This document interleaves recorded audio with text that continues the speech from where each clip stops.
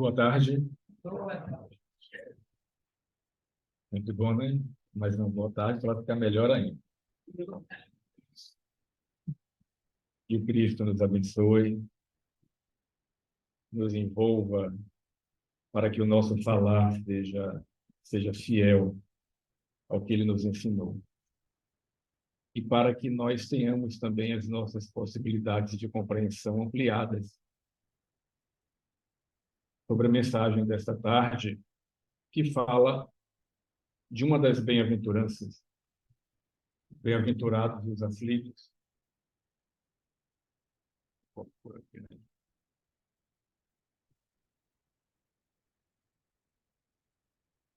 O próprio Cristo nos disse, está registrado no Evangelho de João, no capítulo 16, no mundo tereis aflições, mas animai-vos, porque eu venci o mundo.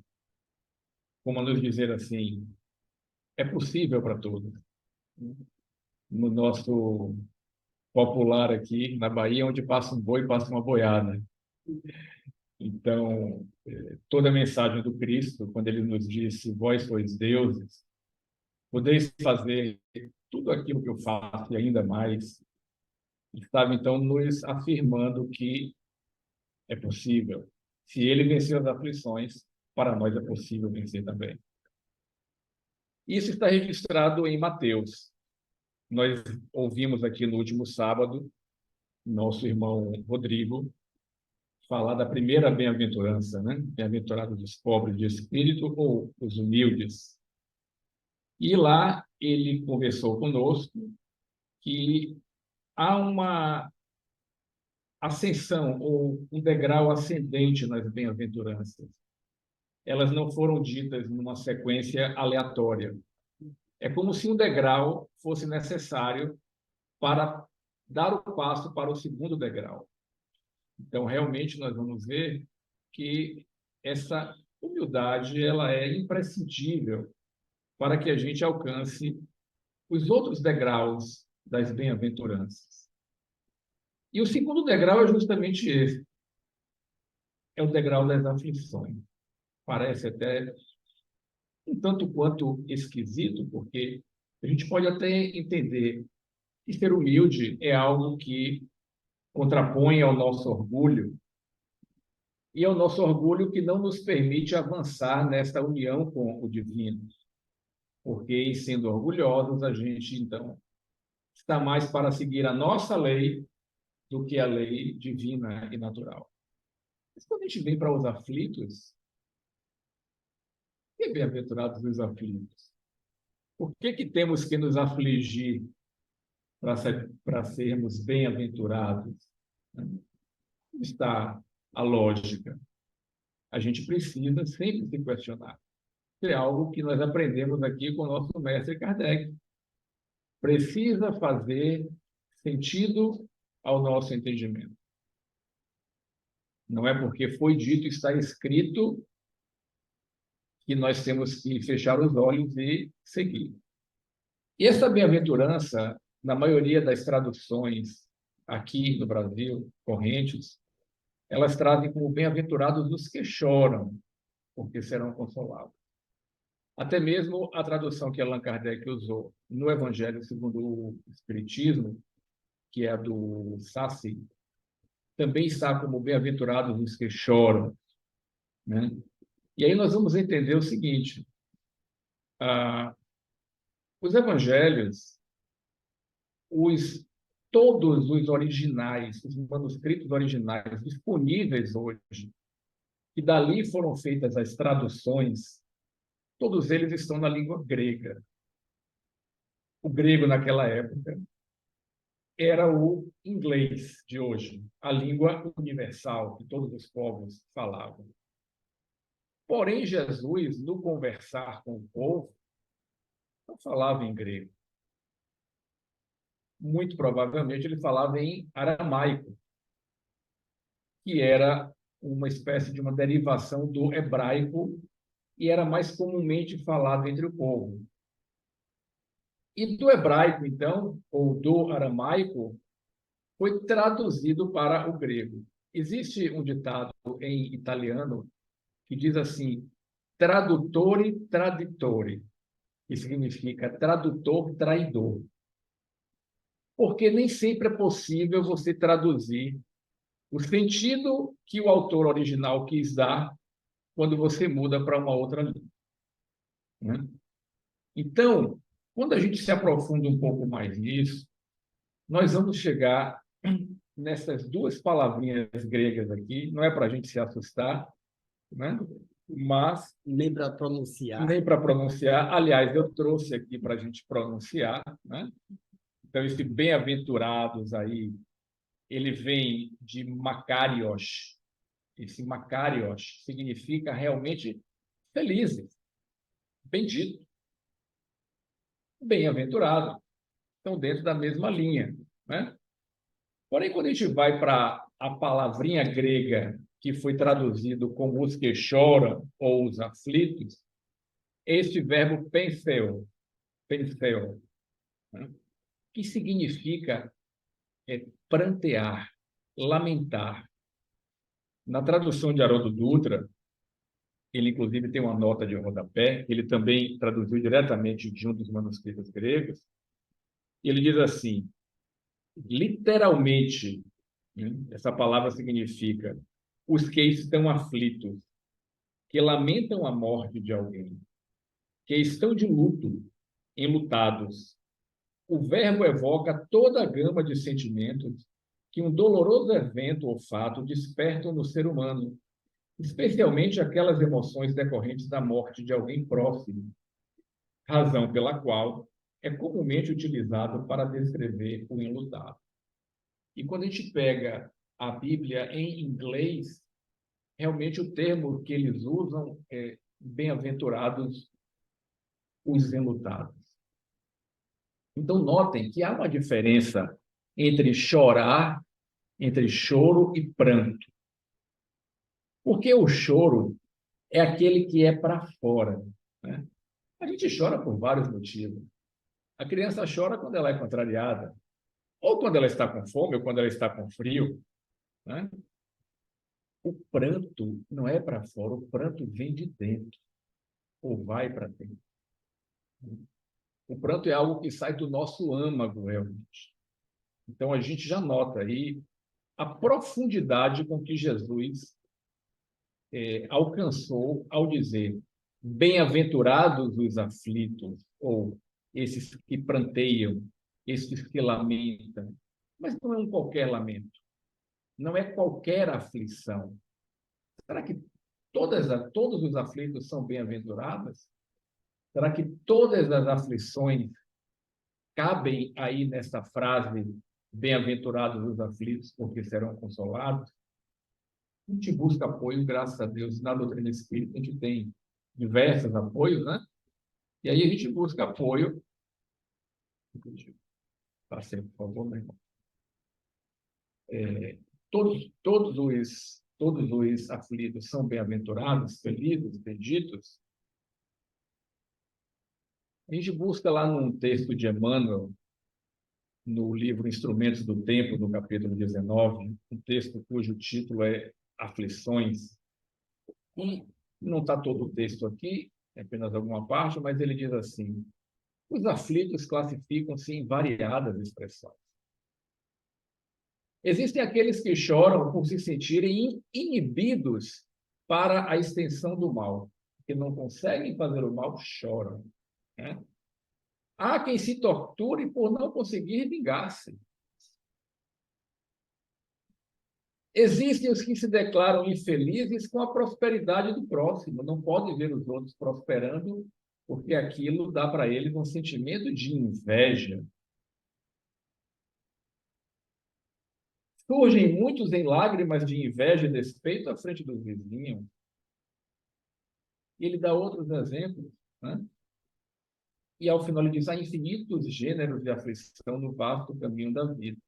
Por isso, nem todos os aflitos podem ser aquinhoados com a glória da bem-aventurança. Existem as aflições vazias. Eu lembro que a gente falou do primeiro semestre aqui, e buscar lá no YouTube, no canal do Nefa ou pelo site, aflições vazias. Quantas aflições em nossas vidas são oriundas de decisões ou de escolhas ou de atitude de nossa parte, e que em nada contribuíram para o nosso crescimento espiritual. É preciso que a gente entenda que a vida submetida à lei divina, que é onipresente, onipotente, onisciente, eterna, imutável, permeia o espaço infinito todo. A vida, ela tem um caráter devolutivo, retributivo. Ela devolve para a gente o que a gente dá para ela, como não é. Então, não se trata de punição divina, não se trata de castigo divino. As aflições são simplesmente o eco das nossas ações. Deus não fica tomando nota e mandando para nós, passe por isso, passe por aquilo. Não. E não vamos pensar também que a lei é um instrumento automático, tipo um software, né, que simplesmente executa a lei. Não. Há um aspecto na lei que, sem ele, ai de nós, que é o aspecto misericordioso da lei. Que a lei, por um lado, é justa, pelo mesmo lado, ela é misericordiosa. E ai de nós se não fosse assim. Kardec, então, traz este tema e aborda no capítulo 5 do Evangelho segundo o Espiritismo. Aliás, o título do capítulo 5 é Bem-aventurados os aflitos. É o capítulo mais extenso do livro Evangelho segundo o Espiritismo. Olha quantos tópicos ele aborda. Justiça das aflições, causas atuais das aflições, causas anteriores, esquecimento do passado, motivos de resignação, suicídio e a loucura. E nas instruções dos Espíritos tem todas essas que vocês estão vendo aí do lado direito da tela. É claro que nós não conseguiríamos aqui, em breves minutos, abordar todo o capítulo. Por isso que o tema, então, foi, de alguma maneira, circunscrito ou definido como resignação, bem-aventurados os aflitos. Então, nós vamos buscar, no Evangelho segundo o Espiritismo, basicamente dois textos, né? Esse que fala dos motivos de resignação e uma comunicação do Espírito Lacordaire, feito em Le Havre, que fica muito próximo ali de San Andrés, que foi onde Kardec se recolheu para escrever o Evangelho segundo o Espiritismo, sob ordem dos Espíritos, que comandaram a codificação. E o título da comunicação dele é Bem e Mal Sofrer. E aí a gente começa, o item 18 do capítulo 5, lendo que Lacordaire escreve: quando Cristo disse, bem-aventurados os aflitos, porque deles é o reino dos céus, não se referia de modo geral aos que sofrem. Vimos no texto de Emmanuel também. Visto que sofrem todos os que se encontram na terra, estejam no trono ou sobre a palha. Temos alguma dúvida disso, gente? Vocês conhecem alguém que não sofre, que nunca sofreu? Não existe, eu não conheço, né? Se tiver, provavelmente não está encarnado na Terra, ou se estiver, está em profunda missão, e aí está sofrendo até pelos outros. Porque a Terra, como também colocado no capítulo 3 do Evangelho segundo o Espiritismo, cujo título é Há muitas moradas na casa de meu pai, e aí Kardec vai explorar esse tema de cada planeta tem uma etapa para acolher aos seus habitantes. Então, a Terra já foi um mundo primitivo, é um mundo que acolhe as primeiras encarnações dos espíritos recém-criados pelo Criador, recém-saídos da animalidade. Mas pela Por todas as manifestações de inteligência que nós já vemos na Terra, nós já podemos entender que a Terra não é mais um mundo primitivo. Ela já está numa segunda etapa, que Kardec chamou de mundo de provas e expiações. Então, todos que estão aqui sofrendo. E deve haver um sentido para o sofrimento. Ele não é em vão, porque senão não seria permitido pelo Criador. Né? Então, visto que sofrem todos os que se encontram na Terra, mas poucos sofrem bem. Poucos compreendem que somente as provas bem suportadas podem conduzi-los ao reino de Deus. Olha que conceito Lacordaire vem trazer para a gente. O sofrer bem. Será que é possível isso? O bem sofrer? Então, vamos explorar um pouco o que ele diz para a gente. Sofrem todos os que se encontram na Terra. A gente vai buscar apoio lá no Livro dos Espíritos, na questão 633, que está ali no grupo das leis morais, né, mais especificamente no capítulo 1 da parte terceira, que fala da lei divina e natural, em que os espíritos respondem para Kardec assim: a lei natural traça para o ser humano o limite das suas necessidades. Quando nós, seres humanos, ultrapassamos esta lei, e por que nós ultrapassamos? Porque nós temos algo chamado livre-arbítrio, né? Consignado ali figurativamente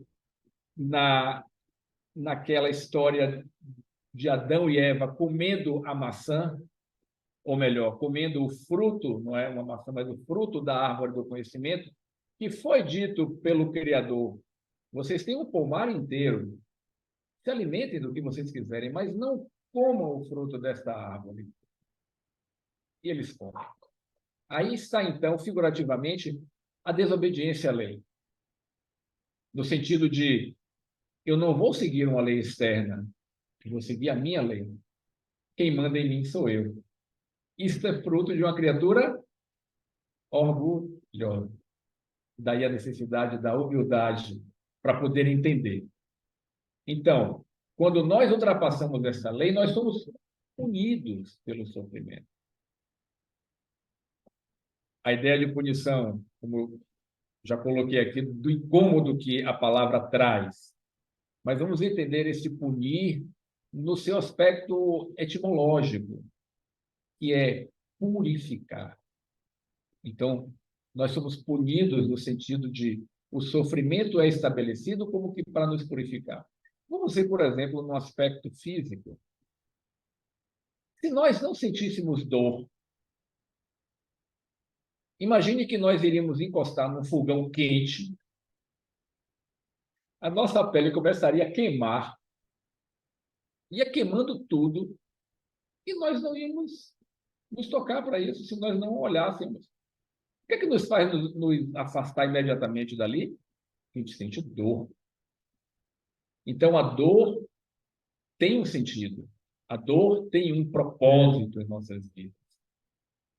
E aí ele diz assim, eles dizem, né, os espíritos, se o ser humano escutasse essa voz, ele diz, basta, evitaria a maior parte dos males de que acusa a natureza. Porque normalmente a gente acusa a vida, ou até a própria divindade, né? Está mandando um sofrimento para mim, está permitindo que eu sofra. Então, aonde está escrita esta lei? Vocês lembram?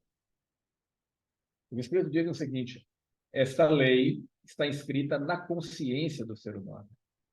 Então, não nos é dado o direito de alegar desconhecimento da lei, porque ela está em nós.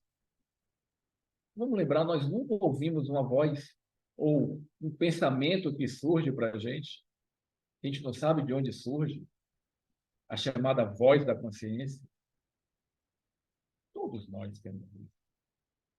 E na questão 614, quando Kardec pergunta para os espíritos O que então se deve entender por lei natural? Os Espíritos respondem: é a lei de Deus, é a lei divina, é a única verdadeira para a felicidade do ser humano. Indica-lhe o que deve fazer ou não fazer. E o ser humano, nós, somente somos infelizes porque nos afastamos dessa lei. É simples assim, gente. Mas é complexo porque a gente tem 1001 motivos para termos nos afastado dessa lei. Até porque, criados simples e ignorantes, nós precisamos experimentar para saber o que é que dói e o que não dói. Então, se eu faço algo e a consequência é positiva, opa, legal. Se eu faço algo e a consequência é negativa, bom, isso não é bom para mim. Mas às vezes eu quero insistir com esse algo, porque eu não aceito uma lei exterior ao meu desejo. Então, se o homem sempre escutasse essa voz, aí a gente passa para uma outra questão, a questão 921, também do Livro dos Espíritos, em que os Espíritos dizem assim: se remontarmos pouco a pouco à origem do que chamamos as nossas desgraças terrenas, veremos que, na maioria dos casos, são a consequência de um primeiro afastamento deste caminho reto. E, em virtude desse desvio, enveredamos por outro mal. E, de consequência em consequência, caímos na chamada desgraça, que é a falta da graça divina, né? Não que essa graça não esteja sempre a recair sobre nós, ela está sempre a recair sobre nós. Mas quando a gente se afasta, é como se a gente abrisse um guarda-chuva num dia de chuva de bênçãos. As bênçãos estão caindo e a gente está com o guarda-chuva ali aberto. Então vamos caminhando nesse sentido de que um pensamento puxando o outro. Lá nesse capítulo 3, já muitas moradas na casa de meu pai, e notem que Kardec, inteligentemente, ele fez toda uma construção também sequencial do Evangelho segundo o Espiritismo. Ele vai abordar este tema das aflições no capítulo 5.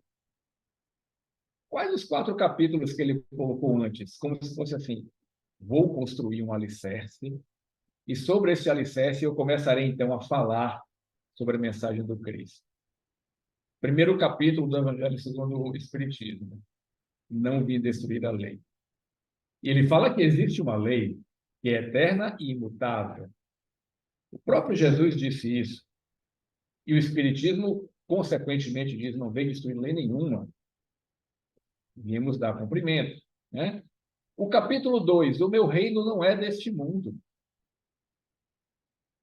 E aí ele chama a atenção de que a nossa vida não é simplesmente o espaço entre berço e túmulo, esse espaçozinho de vida material, que pode durar 100, sei lá, quantos anos.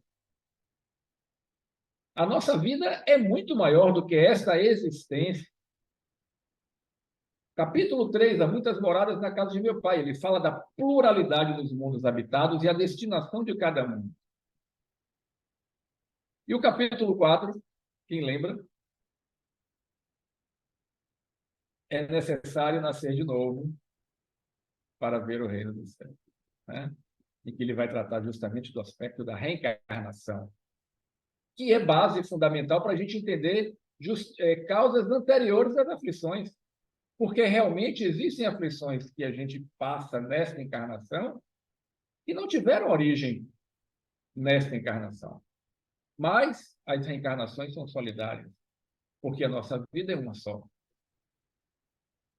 E aí a misericórdia divina age, porque quando nós infringimos a lei, é como se nós contraíssemos um débito. Ficamos devedores. Entramos no cheque especial, né? Mas o Criador é tão generoso que ele diz assim: vamos para uma próxima oportunidade, mas não vamos cobrar a dívida toda, porque ele não tem condição de pagar. Vou cobrar 1% da dívida. E, de repente, se ele pagar este 1%, a gente pode perdoar a dívida toda. Lembram da parábola do devedor implacável? Ele foi solicitar e o Senhor disse, ok, seus débitos estão perdoados. O problema é que ele saiu dali e foi cobrar a dívida de alguém que devia dele.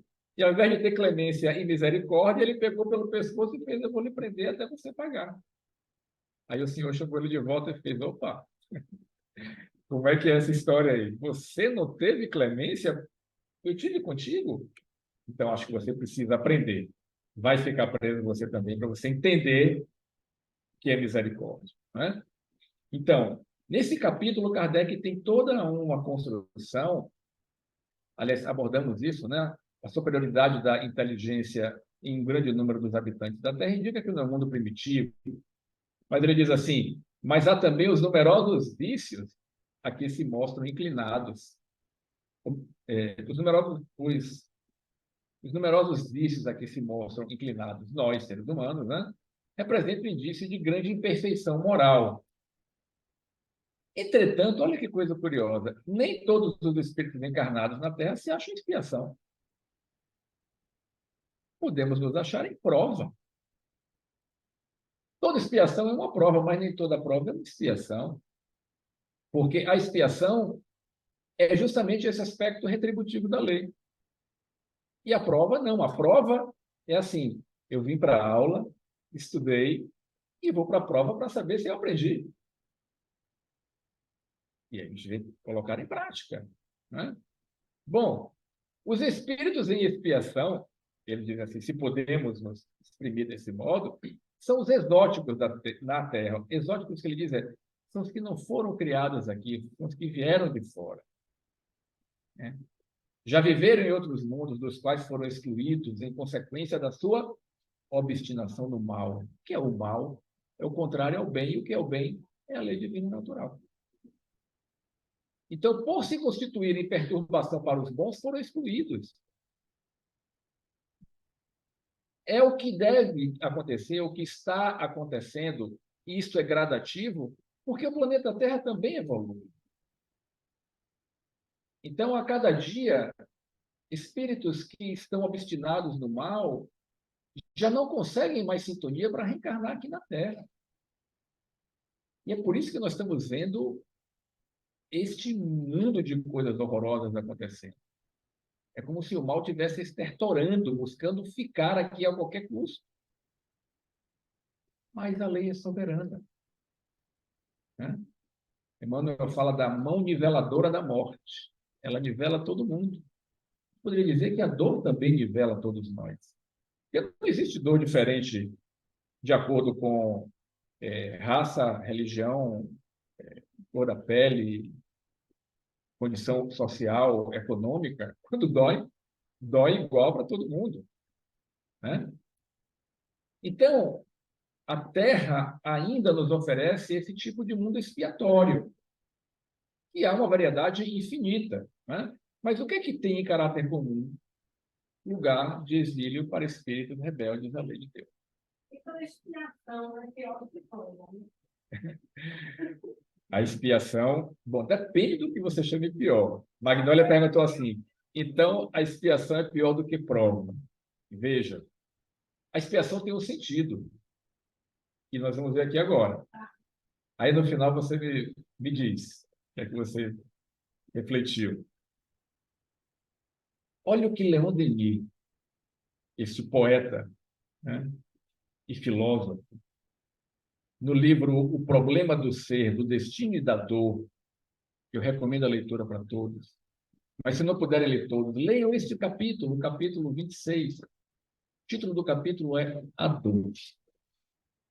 E ele diz assim, fundamentalmente considerada, a dor é uma lei de equilíbrio e educação.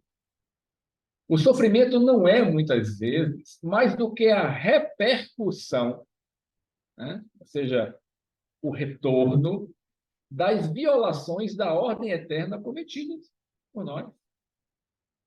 Mas, sendo partilha de todos, ela deve ser considerada como uma necessidade de ordem geral.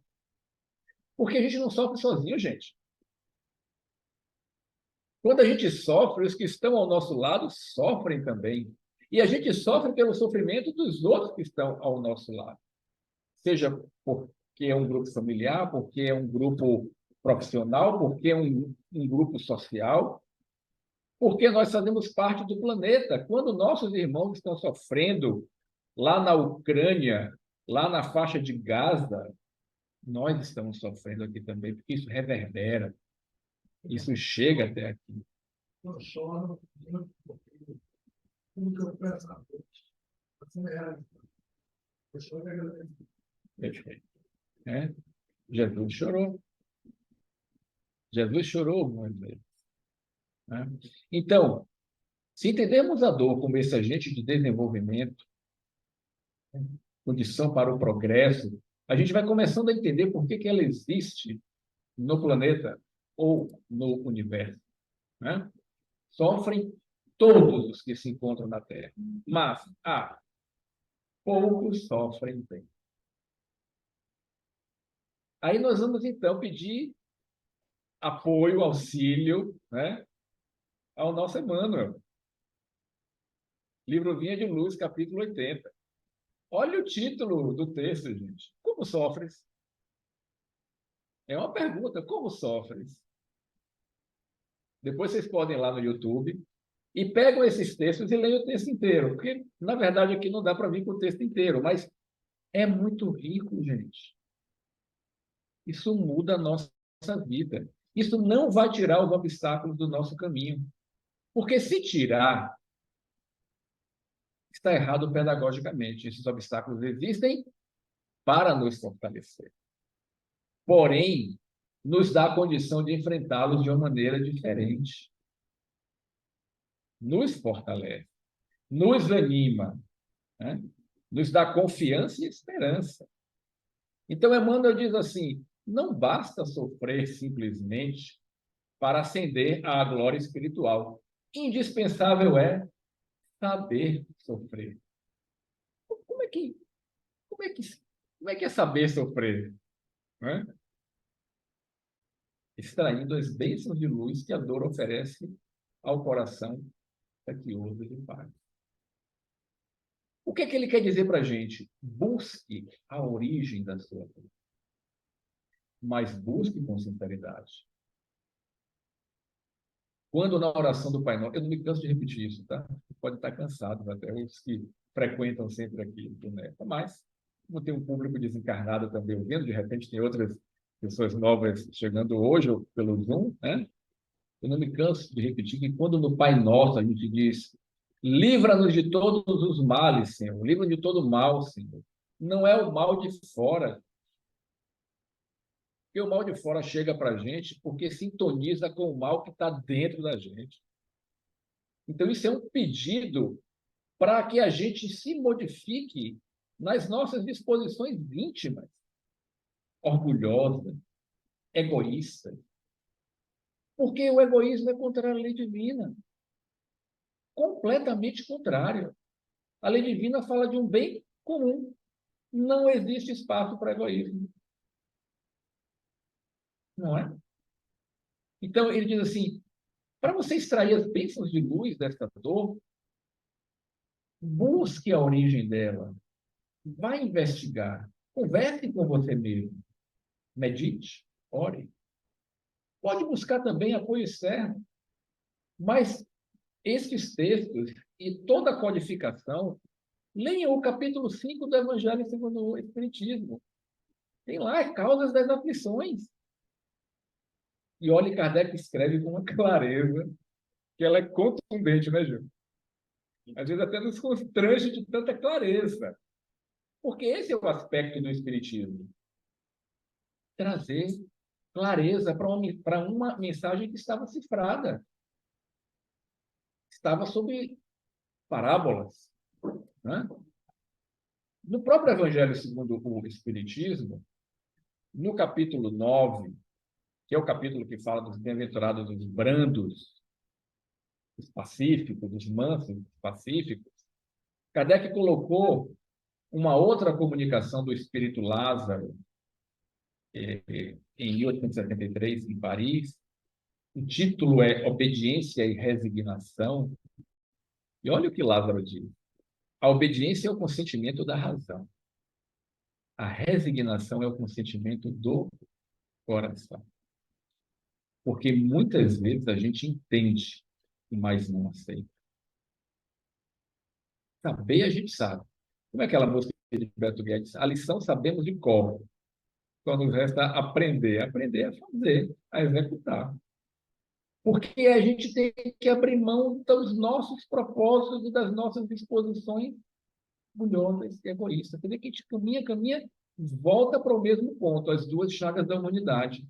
Egoísmo e orgulho, é isso que a gente tem que combater. No outro, não, em nós. A gente não vai conseguir combater no outro.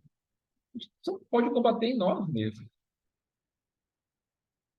Vinde a mim, todos vós, né, que estáis aflitos e sobrecarregados, e eu vos aliviarei. Foi Cristo que disse para a gente. Tem uma força, né? Virar aqui um pouquinho para continuar.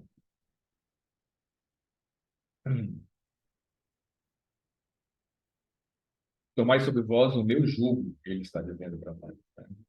Coloquem em vocês o meu jugo. E aprendei de mim, porque sou brando e humilde de coração. Olha o caminho aí. Aprendamos a brandura e a humildade do Cristo. E uma vez aprendido, o que vai acontecer? Encontrareis descanso para as vossas almas. E o jugo do Cristo é suave, não machuca a gente. Ele tem um cuidado com a gente. Ele tem um zelo, um carinho, uma atenção, né? Ele conhece cada um de nós pelo nome. E olha que a gente já teve um monte de nome. Esse aqui é só mais um. Mas ele conhece. E ele vai atrás da centésima ovelha, aquela que se perdeu, enquanto as outras 99 estão na pressa. Ele só se alegra quando as 100 estiverem a salvo, né? E o fardo é leve, porque ele ajuda a carregar. Ele não vai tirar, volto a dizer, não vai tirar a dificuldade de nosso caminho, porque ela está aí por um propósito pedagógico.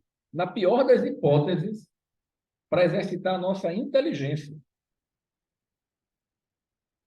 Mas normalmente ela vem também para poder abrir a gente. É como se a dor fosse um arado, passa no nosso coração, abrindo ali a terra do nosso sentimento para receber a semente divina. E muitas vezes essa semente já caiu e foi como caindo na beira da estrada. Não entra. A gente fica impermeável a ela. Aí vem a dor.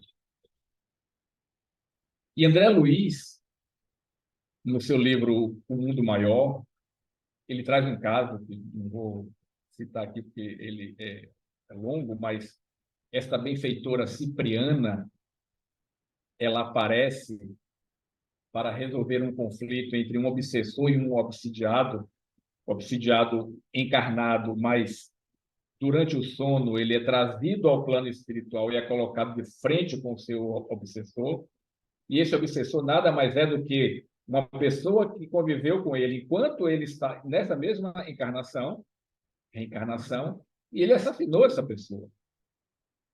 Então a pessoa persegue ele. E aí o próprio Calderaro, o instrutor, diz o seguinte: André, nós não temos condição de tratar isso aqui. Nós não temos amor suficiente. As nossas palavras, inteligentíssimas, não serão assimiladas por ele.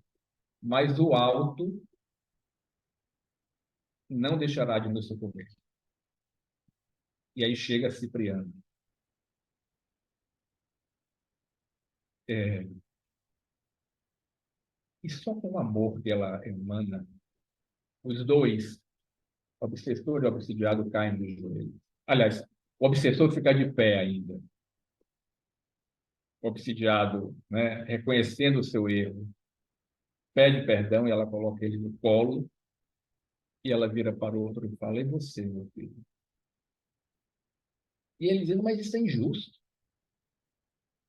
Isso é injusto. O que ele fez comigo é injusto. E aí tenta discutir. Ele diz assim: por que Deus permite que eu sofra? E ela diz assim: meu filho, Isso é o mesmo que você perguntar para o oleiro por que que ele, para fazer o jarro de barro, usa o forno. Ou perguntar para um artista, para um escultor, por que que ele dá marteladas no bloco de pedra para sair dali uma escultura belíssima? É a mesma pergunta.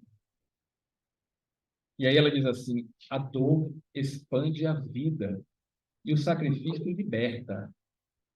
O martírio é um problema de origem divina. Compreende, gente? O quão profundo Jesus foi nessa bem-aventurança. O quanto ele nos convida a entrar neste caminho, porque é um caminho de libertação.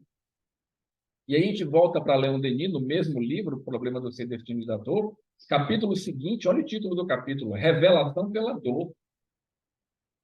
E ele, no seu aspecto poético, diz: homem, meu irmão, aprende a sofrer, porque a dor é santa. Ela é o mais nobre agente da perfeição. Penetrante e fecunda, é indispensável à vida de todo aquele que não quer ficar petrificado no egoísmo e na indiferença.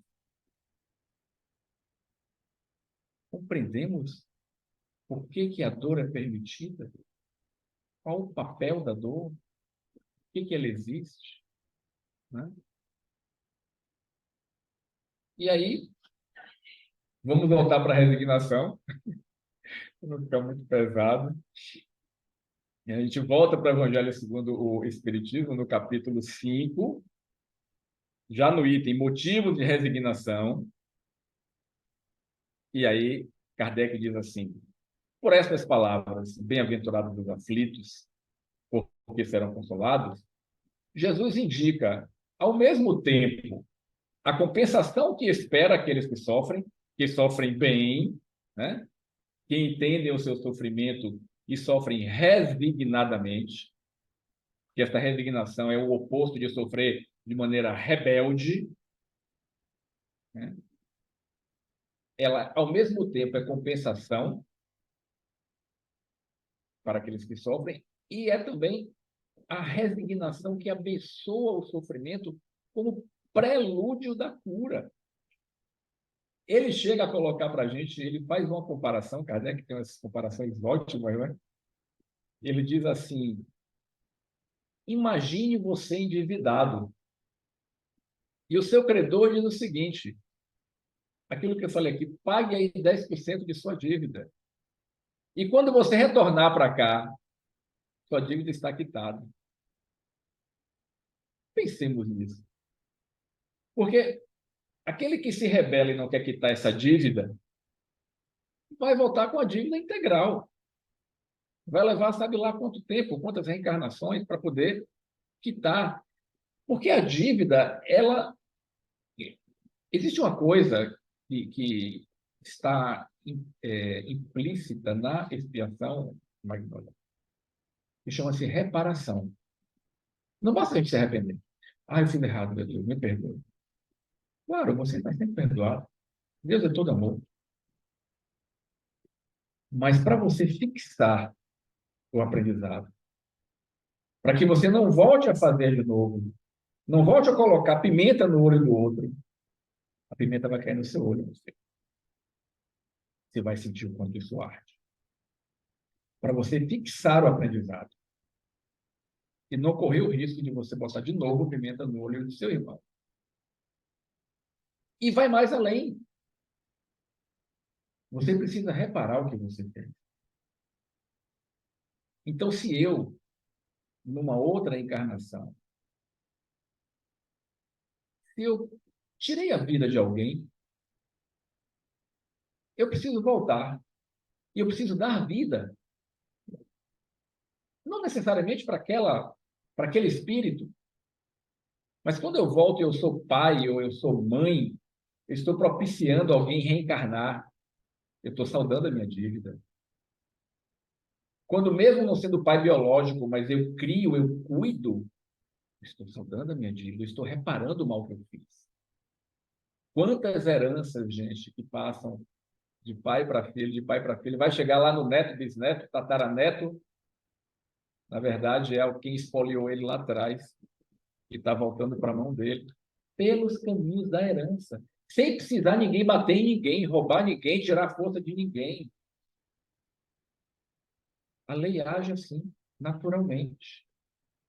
Então, quando a gente vê muito isso no mundo espiritual também, os espíritos querendo fazer justiça com as próprias mãos, ele diz, para que você não tem nem ideia do processo todo. Você está lendo a página 632 do processo. O processo tem 10.000 páginas. Aí você diz, não, nessa página aqui eu fui ferido. Tá bom. Vamos olhar as páginas anteriores para ver o que aconteceu? A pessoa não sabe. Então, nós não temos condições de fazer justiça com as próprias mãos. Mas se nós entendermos que a lei é perfeita, perfeitamente justa e boa, todo mundo vai se ajustar na história. Ninguém sai impune dessa lei. É impossível. E continuando no texto, Kardec diz assim, deveis considerar-vos felizes, por sofrerdes, porque as vossas dores deste mundo encarnado aqui são o pagamento da dívida das vossas faltas passadas. E essas dores, quando suportadas pacientemente, resignadamente, né, obedientemente, vos poupam séculos de sofrimento na vida futura. Que doutrina libertadora, gente! Que doutrina abençoada esse espiritismo, né? Olha quanta clareza e quanta luz traz para a gente. E quanta força para a gente seguir adiante, enfrentando este mar de coisas que estão acontecendo aí. E aí a gente volta para Lacordaire, acho que já está finalizando, olhando sempre ali.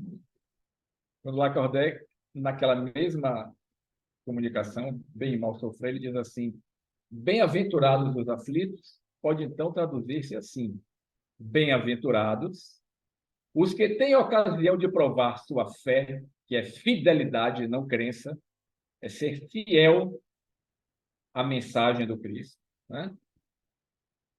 Sua firmeza, sua perseverança e sua submissão à vontade de Deus, pois terão centuplicada a alegria que lhes falta na terra, porquanto após o trabalho virá o repouso. Isso dá um acalento para a gente, né? Dá um... Ufa, não é em vão. Isso tudo não é em vão. Né? Isso tudo tem uma consequência positiva. Vamos sofrer resignadamente, que não passe um pensamento em nossa cabeça de vingança, de rebeldia, de eu não aceito, isso está errado, tá? Não passe. Passe, meu Deus, obrigado. Dai-me força para eu continuar, porque eu tenho uma tarefa a cumprir. Até o dia que o Senhor me chamar de volta aqui, que eu desencarnar e outra estrada vai começar. Paz e bem, meus amores.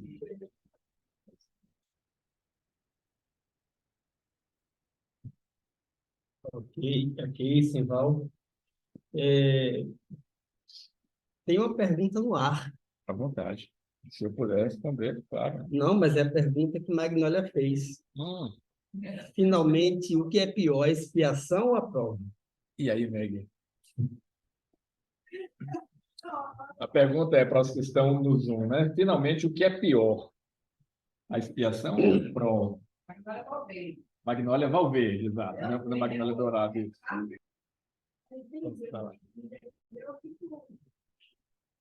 Vou passar para Gil.